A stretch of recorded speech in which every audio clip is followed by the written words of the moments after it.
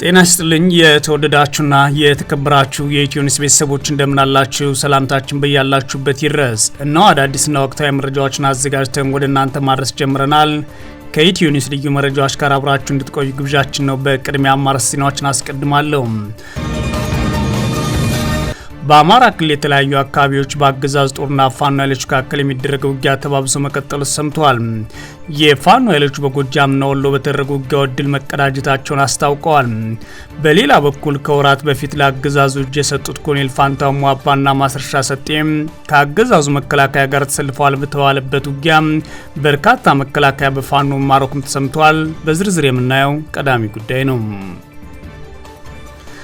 አያቶላህ አሊ ካሚኒ መገደላቸውን የኢራን መንግስት አረጋግጦ 40 የሀዘን ቀናት አወጀ። ደስታና ሀዘን የተቀላቀለበት የአያቶላህ አሊ ካሚኒ ግድያ በኢራን ህዝቦች ዘንድ በርካታ ጉዳዮች እያስተናገደ ነው። አንዳንዶች በደስታ ሲወጡ፣ በርካቶች ደግሞ እንባቸውን መቆጣጠር አቅቷቸዋል። የአሜሪካው ፕሬዝዳንት ትራምፕ ኢራን አሜሪካን ወይም እስራኤልን የምታጠቃ ከሆነ ከዚህ ቀደም ታይቶ የማይታወቅ ኃይል ትመታለች ብለዋል። ትራምፕ አሁን ላይ ከባድ የሆነ ጥቃት ልሰነዝርብን እየተዘጋጀች ነው፣ ነገር ግን እኛም ቢሆን ታይቶ የማይታወቅ እርምጃ እንወስድባታለን ብለዋል። በአሁኑ ሰዓት ኢራን በአጠቃላይ ከፊል ደስታ ከፊል ሀዘን ላይ ወድቃለች። በዝርዝር የምናየው ቀዳሚ ጉዳይ ነው። የተወደዳችሁና የተከበራችሁ የኢትዮኒውስ ቤተሰቦች አብራችሁ ውስጥ ቆዩ። እነዚህና ሌሎች ትሰማላችሁ። መልካም ቆይታ ይሁንላችሁ።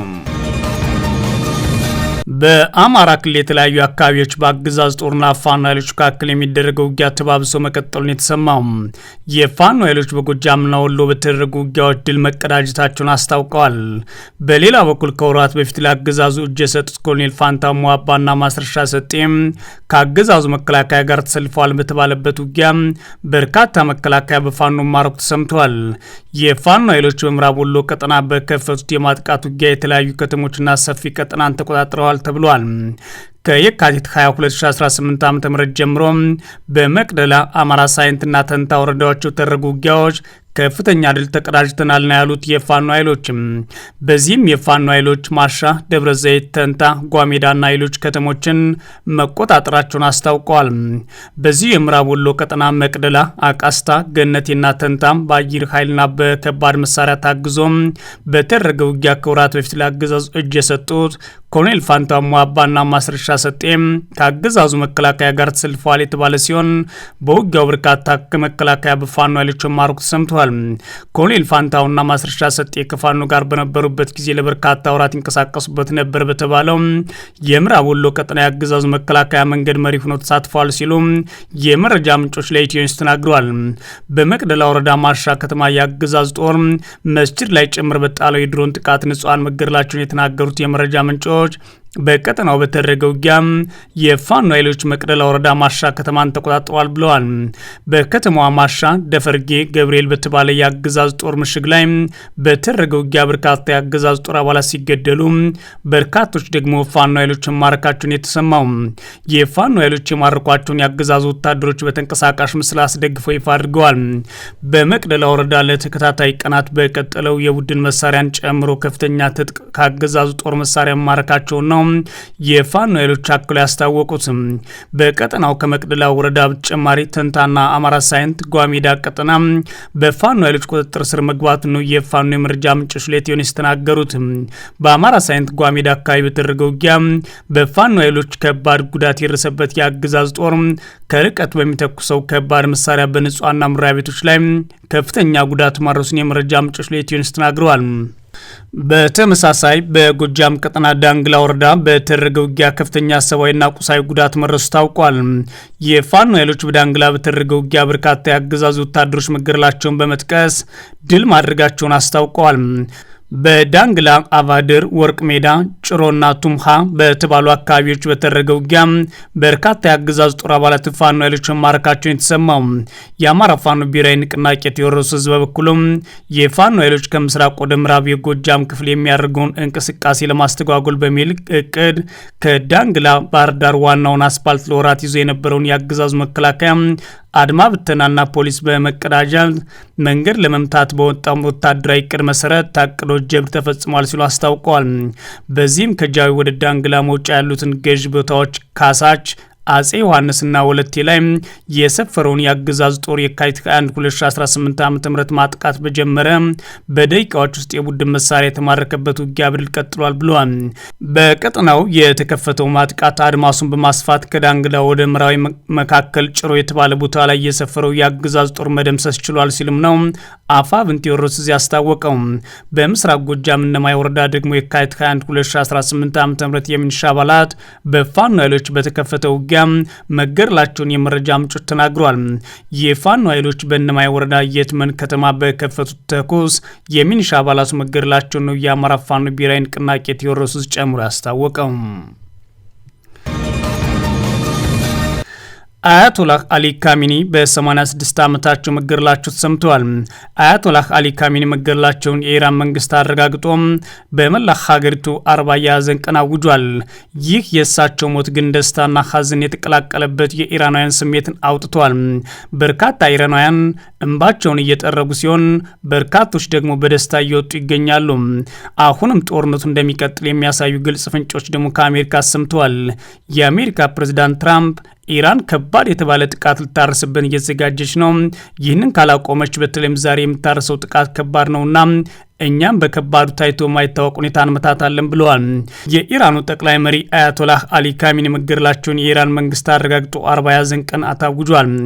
እስራኤልና አሜሪካ በወሰዱት እርምጃ ካሚኒ ተገድለዋል ወይስ አልተገደሉም የሚለው ለ24 ሰዓት ያወዛገበው ነው ቆይቷል። መሪው እስራኤልና አሜሪካ ቅዳሜ ዕለት ቴህራን ውስጥ በፈጸሙት ጥቃት መገደላቸውን የአገሪቱ መገናኛ ብዙሃን እንባ እያነቡ ገልጸዋል። ከኢራን ብሔራዊ ደህንነት ጠቅላይ ምክር ቤት ወጥቶ በአገሪቱ መገናኛ ብዙሃን በተነበበ መግለጫ ላይ እንደተገለጸው አያቶላህ ካሚኒ የተገደሉት ቅዳሜ ጠዋት ጽሕፈት ቤታቸው ላይ በተፈጸመ ጥቃት ነው። የጠቅላይ መሪው ሞት ተከትሎ በመላው ሀገሪቱ 40 የሐዘን ቀናት የታወጀ ሲሆን የባለሙያዎችና የሃይማኖት መሪዎች ምክር ቤት የሆነው የአመራር ጉባኤ በአስቸኳይ የተገደሉትን መሪ የሚተካ ሰው ይሾማል ተብሎ ይጠበቃል። የአገሪቱ ፕሬዝዳንትና ሌሎች ሁለቱ ከፍተኛ ባለስልጣናት በቀጣይ የሚደረገውን የመሪ ሽግግር እንደሚመሩም ተገልጿል። ቅዳሜ ዕለት ጥቃቱ ከአያቶላህ ካሚኒ በተጨማሪ ከ200 በላይ ሰዎች መገደላቸውን ቀይ ጨረቃና ሌሎች ምንጮች ያስታወቁ ሲሆን ከነዚህ መካከል 40 የሚሆኑ የኢራን መንግስት ባለስልጣናት እንደሆኑ እየተነገረ ነው። በጥቃቱ የካሚኒ ሴት ልጅ ባሏና የልጅ ልጃቸው መገደላቸው ከኢራን እስላማዊ አብዮታዊ ዘብ ጋር ቅርበት ያላቸው መገናኛ ብዙሃን ዘግበዋል። ይህ የኢራኑ አያቶላህ አሊ ካሚኒ መገደላቸው ይፋ ከተደረገ በኋላ አንዳንድ ኢራናውያን ደስታቸውን እየገለጹ ነው ይላል ቢቢሲ። ትላንት ከአሜሪካና ከእስራኤል በከፈቱት ጥቃት አያቶላህ ካሚኒ መገደላቸው ከተረጋገጠ በኋላ በአንዳንድ የኢራን ከተሞች ህዝብ በአደባባይ ደስታውን ሲገልጽ እንደነበረ ቢቢሲ ያረጋግጧል። ዛሬ ጠዋት ከኢራን የወጡ ምስሎች ደግሞ በአያቶላህ አሊ ካሚኒ ግድያ ሐዘናቸውን የሚገልጹ ሰዎችን አሳይተዋል። በማዕከላዊ ኢራን ኢስፋን ግዛት ነዋሪዎች ደስታቸውን እየገለጹ ነበር። በሌላ ከተማ ደግሞ ርችት የሚተኩስ ሰዎች ቪዲዮ ወጥቷል። በተቃውሞ ወቅት በመንግስት ቤተሰቦቻቸው የተገደሉባቸው ኢራናውያን ደስታቸውን በጎዳናዎቹ ሲገልጹም ታይተዋል። በቴህራን አቅራቢያ በምትገኘው ካራጅ ግዛትም ተመሳሳይ የደስታ ድባብ እንዳለ ሮይተርስ የዜና ወኪል ዘግቧል። የተለያዩ መገናኛ ብዙሃን ያወጧቸው ምስሎች የቴህራን ነዋሪዎች የአያቶላህ አሊ ካሚኒ ምስልን ይዘው ሀዘናቸውንም ሲገልጹ ታይተዋል። ጋዜጠኞችን ጨምሮ የመንግስት ባለስልጣናት የካሚኒ ሞት ለመናገር ሲያቅታቸውና አምባሲ ሲቀድማቸው ታይቷል። አሜሪካና እስራኤል ጥቃት ከተፈጸመባት በኋላ ኢራን የሚጠበቀውን ያጸፋ ጥቃት በመካከለኛው ምስራቅ ባሉ የአሜሪካ የጦር ሰፈሮች ባላት ሰዓት ጭምር ስትጠቀም ቆይታለች። በተለይም በጠላቶቿና የአሜሪካ ጦር ሰፈር በተባሉ እንዲሁም በወዳጅ ሀገሮቿ ላይ ጭምር ነው የፈጸመችው። የተባበሩት አረብ ኤሚሬትስ ዱባይ በሚገኘው ፓለም ጁሜሪያ ህንፃ ላይ በደረሰው ፍንዳታ 4 ሰዎች መጎዳታቸውን ባለስልጣናት አስታውቀዋል። የኤሚሬት መከላከያ ሚኒስቴር ከኢራን የተወነጨፉ ሚሳይሎችና ድሮኖች ማክሸፉን ጠቅሶ ሀገሪቱ በኢራን ተወንጫፊ ሚሳይሎች በግልጽ መጠቃቷን ገልጸዋል። ሌላኛው የኢራን ጥቃት የደረሰው በኳታር ዶሃ ነው። በዶሃ ኳታር ውስጥ የሚገኘውና መካከለኛው ምስራቅ ትልቁ የአሜሪካ የአየር ኃይል ሰፈር የሆነው አልኡዴይድን ኢላማ ያደረገ ፍንዳታ አጋጥሟል። የባህሬን መንግስት ዜና አገልግሎት እንደዘገበው ደግሞ በአገሪቱ የሚገኘው የአሜሪካን ባህር ኃይል ሰፈር የሚሳይል ጥቃት ደርሶበታል። ሌላኛው የኩዌት ዓለም አቀፍ አውሮፕላን ማረፊያን ኢላማ ያደረገው የድሮን ጥቃት ፍንዳታዎች ተሰምተዋል ይላል ቢቢሲ። በጥቃቱም በርካታ ሰራተኞች መቁሰላቸውና ውስን ጉዳት በአውሮፕላን አውሮፕላን ማረፊያ ላይ መድረሱን የሀገሪቱ ዜና ወኪልም ዘግቧል። ሌላኛው ኢራን ጥቃት ያደረሰችበትና የሞከረችው ኢራቅ ውስጥ ነው። ኢራቅ ኤርቤል ውስጥ በሚገኙ የአሜሪካ አየር ኃይል ሰፈር ላይ ያነጣጠረ ድሮን በአሜሪካ ኃይሎች ተመቶ መውደቁ ሮይተርስ ዜና ወኪል ነው የዘገበው። የእስራኤል ጎረቤት በሆነችው ዮርዳኖስ ላይ ከኢራን የተተኮሱ 2 ሚሳኤሎች በጸረ ሚሳኤል ተመተው እንዲወድቁ መደረጋቸውም ተዘግቧል። እስራኤል በበኩሏ በመላው ሀገሪቱ አደጋ ማስጠንቀቂያ ደወል እንዲሰማ ያደረጉ ከፍተኛ ቁጥር ያላቸው የኢራን ሚሳኤሎች እንደተተኮሱባት ነው የምታስታውቀው። የእስራኤል ጦር የኢራን ዓላማ ሰላማዊ ሰዎችን ማሸበርና የመኖሪያ አካባቢዎችን ማውደም ነው ቢልም እነሱ በተኮሱት ግን በአንድ ቀን ከ200 በላይ ንጹሃን ተገድለዋል። በኢራን ዋና ከተማ ቴህራን በተለይም ትምህርት ቤት ጭምር ወድሟል። በዚህም 200 ሰዎች ሞተዋል ነው የሚሉት ዓለም አቀፍ ተቋማት። ትራምፕ ደግሞ አሁን ጦርነቱ ይቀጥላል፣ ይህንንም የምታስቀጥለው ኢራን ናት ብለዋል። ኢራን ታይቶ የማይታወቅ ጥቃት ዛሬ ትከፍታለች ይላሉ ትራምፕ። ኢራን አሜሪካንም ሆነ እስራኤልን የምታጠቃ ከሆነ እኛም ከዚህ ቀደም ታይቶ የማይታወቅ ኃይል ትመታላችሁ ብለን እነግራችኋለን ብለዋል። የአሜሪካው ፕሬዝዳንት ትራምፕ ትሩዝ ሶሻል በተሰኘው የማህበራዊ ሚዲያ ገጻቸው ባሰፈሩት ጽሁፍ ኢራን አሜሪካ ወይም እስራኤል ላይ የአጸፋ ጥቃት እንዳትፈጽም አስጠንቅቀዋታል። ትራምፕ በጽሁፋቸው ኢራን ዛሬ እጅግ በኃይለኛው እንደምታጠቃ ገልጻለች፣ ከዚህ ቀደም ከተፈጸመው ጥቃት ሁሉ ኃይለኛ የሆነ ነው ብለዋል ይላሉ። ይህንን ባያደርጉ ይሻላቸዋል፣ ምክንያቱም የሚያደርጉት ከሆነ ከዚህ ቀደም ታይቶ የማይታወቅ ኃይል እንመታቸዋለን ሲሉ በአጽንኦት አስጠንቅቀዋል። ትራምፕን ያሉት የኢራን እስላማዊ አብዮታዊ ዘብ አያቶላህ አሊ ካሚኒ ግድያ ያጸፋ ምላሽ ለመስጠት የአሜሪካ የጦር ሰፈሮችና እስራኤል ላይ ጥቃት እንደሚፈጸም ካስጠነቀቀች በኋላ ነው። አብዮታዊ ዘቡ ከሰዓታት በፊት በኢራን እስላማዊ ሪፐብሊክ የጦር ኃይሎች ታሪክ ውስጥ እጅግ አስከፊ የሆነውን የማጥቃት ዘመቻ በተወረሩ ግዛቶችና በአሜሪካ ሽብርተኞች የጦር ሰፈሮች ላይ በደቂቃዎች ውስጥ መፈጸም ይጀምራል በማለት ነበር ያስታወቀው። አሁን ያለው በኢራን ያለው ሁኔታ አዲስ መንግስት ለመስረትም ነባሩን ለማውረድ የሚያስችል አልሆነም። አያቶላህ አሊ ካሚኒ ቢገደሉም በአሰራሩ መሰረት ሌላ ሰው ይተካቸዋል የሚለው የሀገሪቱ መንግስት አዋጅ ሆኗል። የእሳቸውን ግድያ ተከትሎ ደስታቸውን የሚገልጹና ለውጥ ማምጣት የሚፈልጉት ደግሞ በውጊያው ስለሆኑ እስካሁን ድረስ እድል አላገኙም። አሜሪካና እስራኤል እንዲሁም ሌሎች ሀገራት በጉዳዩ ላይ አሁንም እርምጃ እንወስዳለን ብለዋል። የተባበሩት መንግስታት ድርጅት የጸጥታው ምክር ቤት በፈረንሳይ ጥሪ አቅራቢነት ጉባኤውን አድርጎ ነበረ። በዚህ ጉባኤ ላይ ታዲያ ዋና ዋና ነጥቦቹን የተገለጹት ይህ ጦርነት በቀጠናው ሽብርተኝነትን ያስፋፋ ስለሆነ በኢራን ላይ የሚወሰዱ እርምጃዎች የተገቡና መጠነኛ መሆን አለባቸው የሚለውን ጉዳይ የያዘ ሆኗል።